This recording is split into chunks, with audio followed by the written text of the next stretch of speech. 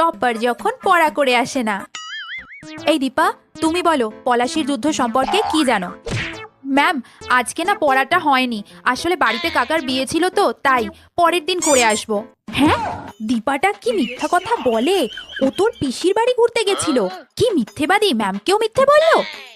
ঠিক আছে, একদিন পড়া হয়নি কোনো ব্যাপার না, পরের দিন কিন্তু আমি কোনো অজুহাত চাই না, ওকে? আর ব্যাক বেঞ্চার যখন পড়া করে আসে না। এই রিয়া, তুমি বলো পলাশির যুদ্ধ কাদের মধ্যে হয়েছিল? ম্যাম, আমি তো 3 দিন আসিনি, আমার জ্বর হয়েছিল তাই। অমনি জ্বর হয়ে গেল তাই না? আমি কিছু জানি না ভেবেছো? দীপা তোমার পাশের বাড়ি থাকে, ও আমায় বলেছে তুমি মামার বাড়ি গিয়েছিলে। দীপাটা কি শয়তান, ম্যামকে বলে দিয়েছে। কিন্তু ম্যাম, দীপাও তো যেই ধরা পড়ে গেছো, এখন দীপার নামে বানিয়ে বানিয়ে মিথ্যে কথা বলবে তাই তো? যাও ক্লাসের বাইরে বেরিয়ে যাও।